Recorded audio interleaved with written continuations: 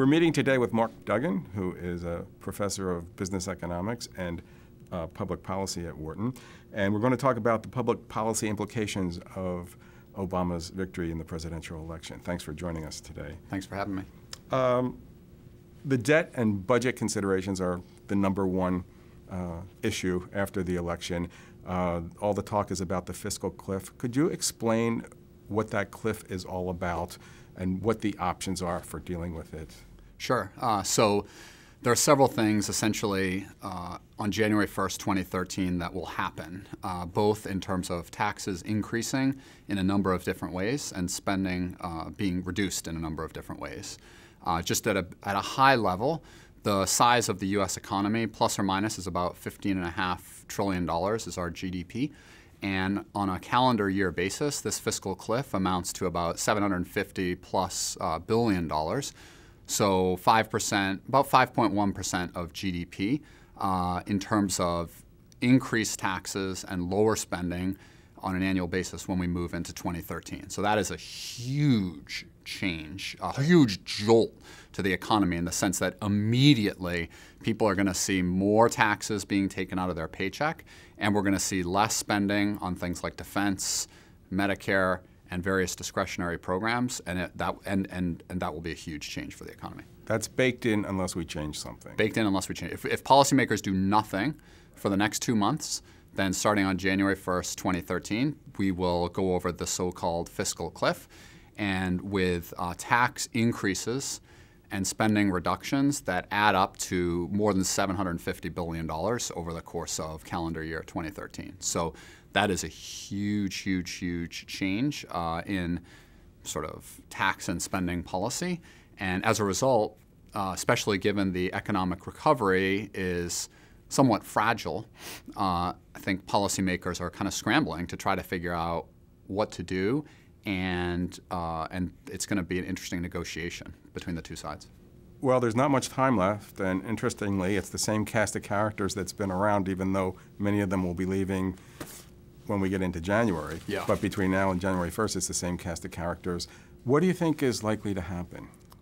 So I think that there are certain parts. So if you look at the fiscal cliff, if you sort of aggregate up the different things, the increases in income tax rates, the increases in dividend taxes and capital gains taxes, the increase in payroll taxes, reductions in defense spending, and so forth, there are a couple of components that seem very unlikely to be renewed, which is to say parts of the fiscal cliff that will happen. So the first being a reduction in the payroll tax. So right now, over the course of the 2012 calendar year, payroll tax rates have been 2 percentage points lower than they typically are, so that if you're a worker, let's say, earning $50,000 a year, you've paid $1,000 less in Social Security payroll taxes in 2012 than you would have absent this change. So if your salary stays the same in 2013, when we go into 2013, your taxes, your basically take-home pay will fall mechanically by $1,000. They're going to let that expire, I think. All indications are they will let that expire. It's very expensive. I mean, that's over $100 billion, and we would like. So I think that is one that's very unlikely to be extended. The second one is emergency unemployment insurance benefits. So basically, in a typical economy, unemployment insurance provides benefits for up to 26 weeks, and if a person doesn't find a job within 26 weeks, unemployment insurance benefits are exhausted. During this recent economic downturn, the federal government intervened in many ways to extend that maximum duration as high as 99 weeks. And that's gradually been coming back, and it's going to come back further still. And so that cost a lot of money, and that is not going to be extended, I think all indications are. So those are sort of two things that I think it's pretty plausible that those are parts of the cliff, parts of that $750 billion that I talked about that are going to take effect. A payroll tax return to its initial level. It's not like it's basically, it was temporarily lowered, so it's going to go back to where it's basically always been for the last 25 years. And unemployment insurance, same deal. It's going to get back closer to what it has historically been. On the other things, it's somewhat harder to predict. So income tax rates are set to increase pretty much across the board The 10% marginal tax rate, would affect lower income folks. That's set to increase to 15 percentage points. That's a pretty big increase, and that's going to affect many lower income workers, middle income workers. It affects essentially anyone because people pay that on their first, let's say, about $9,000 in taxable income. Even higher up when we're talking about, let's say, $400,000 a year type folks, those rates are set to increase from 35 to 39.6%. And if there's one thing that is going to be sort of a defining issue here, it's going to be, do we extend tax cuts for, let's say, lower and middle income workers and let them expire for high income workers? So these cuts that George W. Bush put basically, the so-called 2001 Bush tax cuts basically lowered the tax rate from 39.6 to 35 on the highest income group, and that is set to return back to 39.6. So will that?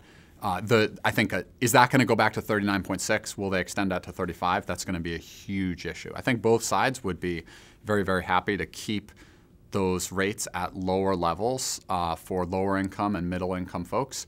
I think the big point of debate is for people, let's say, $250,000 a year and above, should we allow those rates to go back up to start to make more of a dent in the deficit? So, I've sort of highlighted some other things. I mean, on the estate tax, that's going to be a huge issue right now. If you pass away and your estate is worth less than $5 million, no taxes will be paid on it. Whereas effective 2013, if that threshold falls from $5 million to $1 million, and on top of that, the tax rate increases. So dividends and capital gains tax is also set to increase. It is going to be a very interesting negotiation if policymakers do nothing. So you've heard all this talk about sort of what is the right mix of tax cuts or tax increases and spending cuts if we're going to do something about the deficit. And the changes that are set to go effect have more than $3 in tax increases for every $1 in spending reductions, because the spending reductions are non-trivial, but they're the vast majority of the $750 billion is coming through higher taxes. So it'll be interesting. I think that it's very hard to predict right now. I think if you wanted to play it safe and predict that of the $750 billion, they'll avert approximately half, somewhere between a third and 2/3 of that. That seems like a plausible number. How they will do that, the devil will certainly be in the details. Yeah. In Europe, we've seen that cuts in government spending appear to have made the public debt worse. There's been a lot of austerity that's resulted in slowing down the economy, and at the same time it increases spending for safety net issues. So it seems to be having exactly the opposite effect of what was intended, and this has been going on for a couple of years now. Do you agree that's the case, and how would the U.S. avoid getting caught in such a trap? It's an extremely delicate trade-off that policymakers now have to face, and I wish that I could have great confidence that they're optimally making this trade-off given the best available evidence, but that's not always how policymaking works, unfortunately. So I think figuring out, so right now, the federal government, for every $3 it spends, it borrows $1. And that is a big deficit. And I think most agree that in the long run, we want to get that deficit down.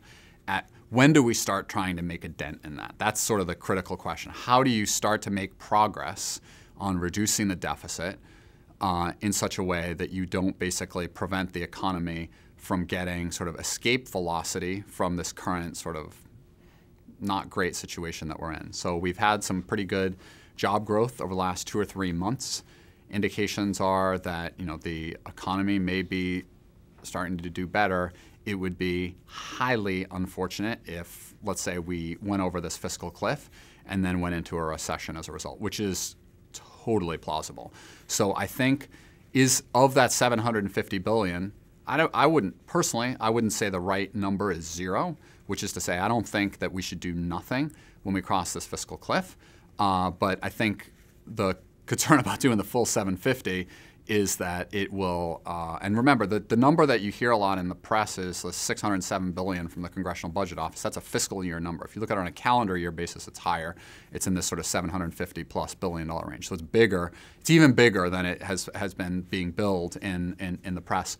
And so is where between 0 and 750 is the right number? That's the critical question. And I think 750 would pose a lot of problems for the economy.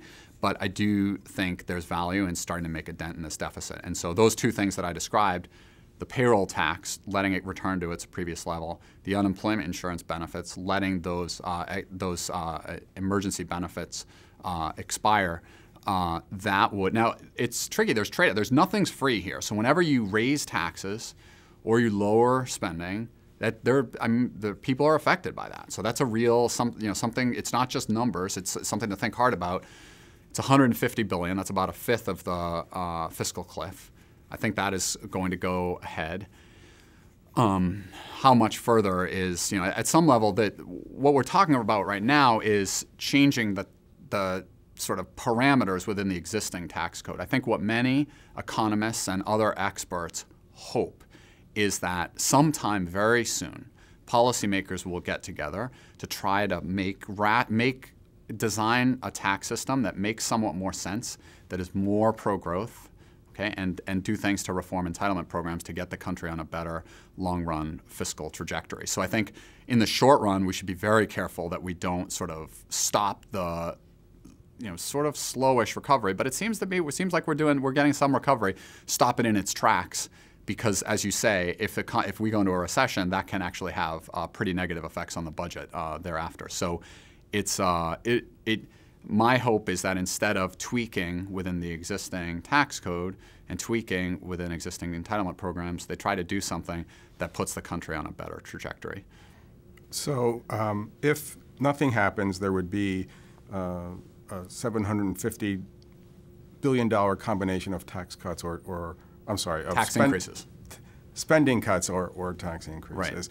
Right. You're suggesting that who really knows, but maybe the compromise may come down somewhere in the middle. Yeah. How much of a dent does that make in the deficit or in the budget for the year? So if you think, in terms of our deficit is for this past year, for fiscal year 2012, was essentially 1.1 trillion, which is, let's say, 1,100 billion. Okay, that deficit would fall from 2012 to 2014. I'm not going to use the 2013 number because the numbers are fiscal years. So 2014 would be the first full fiscal year that it would be post the fiscal cliff. You would see the deficit decline by about 2/3 over that period if we went over this fiscal cliff. So it makes a giant dent. And I think even if it kicked the economy into a recession, it would still lower the deficit somewhat. The question, but it wouldn't lower it clearly as much if it hampered economic growth a lot and caused us to go into a recession. So, but it's real money. It's $1.1 trillion. Where's our current debt? Debt held by the public is about $11 trillion.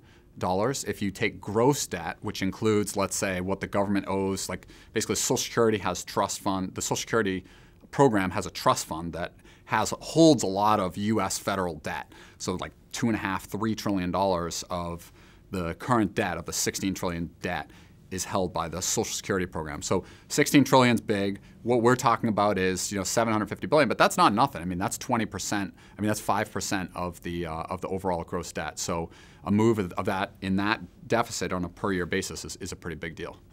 Okay. The other big issue in the campaign, of course, was unemployment. You mentioned the numbers have been improving somewhat over the last couple of months. Yeah. Jobs growth, 170,000 or so, this latest number, which is a little bit better than just keeping up with population growth. Right.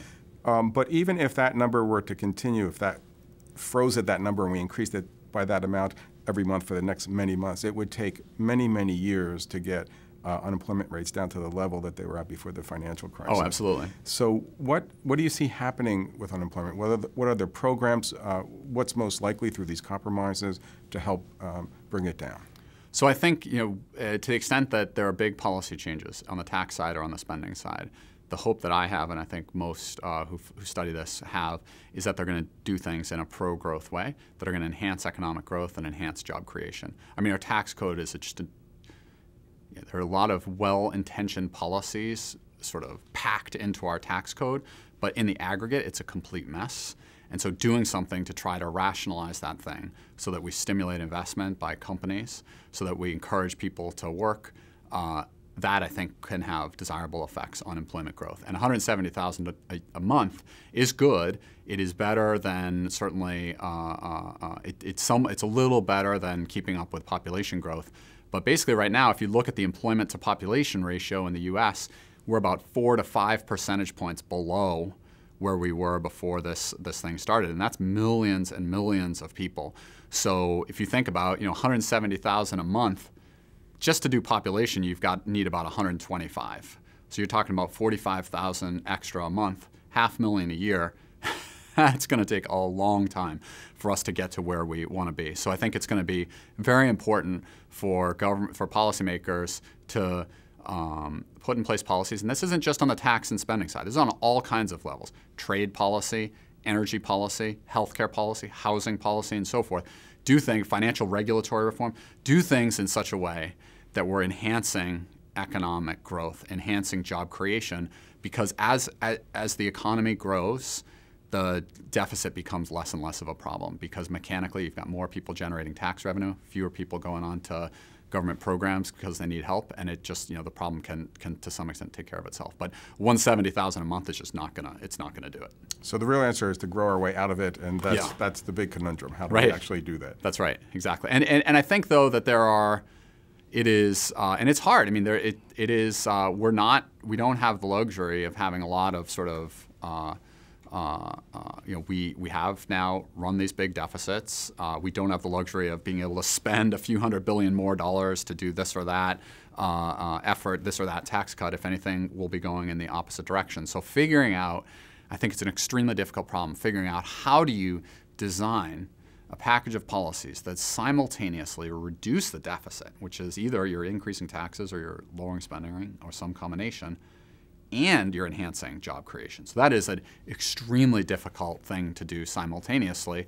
And I think it is, my hope is that it's going to require a better sort of policymaking process than we've seen in recent years. I mean, the environment is unfortunately dominated by the sort of, it's not been conducive to economic policies that are in the country's long-run interests. And I just really hope that policymakers can sort of really work together in such a way that they put the country on a better fiscal trajectory. Because there are a lot of, and I think all these people work in D.C. I've spent a little bit of time working in D.C. They all, I think, for the most part, maybe not every single one, but the vast majority of them are well-meaning, very smart, and everything else. But the process as a whole, in the aggregate, you take the way this process works, and it's just a disaster for the country if it keeps going the way it has. So I hope they can work together, and there's going to be compromises, and there will be, and it is, I think the country needs to come together because the challenges as we face are so massive, and stimulating job creation.